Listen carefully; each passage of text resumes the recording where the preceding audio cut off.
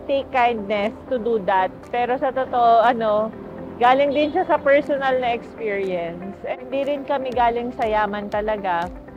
Proud na kami ng public school system. Solo parents yung mom ko.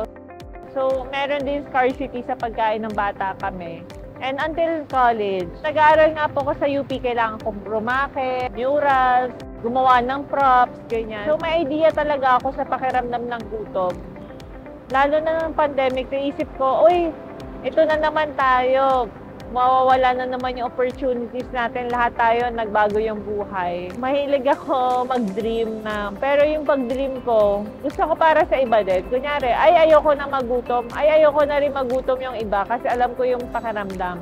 So, post-pandemic, yun pa rin yung gusto kong panghawakan.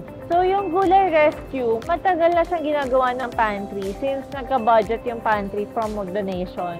Naisip namin, direct tayong umorder ng gulay sa farmers. Yun yung pag-rescue natin ng gulay na para hindi mabulok.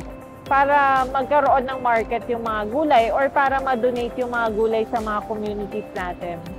Ginagawa po siya kasi karamihan sa mga harvest ng mga farmers natin, binibili siya sa mababang presyo ng mga middlemen natin. And syempre, pagka mababa yung bili ng middlemen natin, lugi yung mga magsasaka natin. So, for example, today, bumili tayo ng 9 tons ng kalabasa. Ang offer sa kanila ng middlemen ay 4 pesos lang po. Tapos tinitreaten sila na pag di nyo binenta sa amin ng 4 pesos or 9 pesos, hindi namin bibilin. So, si farmers takot na wala silang kikitain. So, mapipilitan sila ibenta. So, ginawa ng pantry is, binili natin ng 15 pesos kung yung tamang presyo niya. And tapos, kahati yung iba't ibang organization.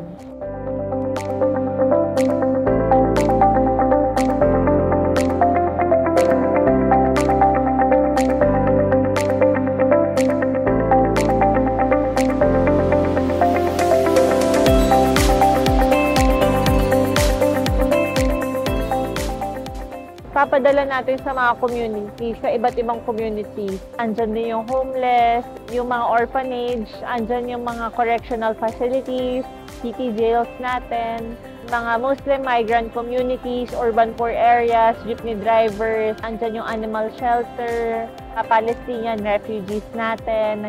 So madami talaga siyang mapupuntahan.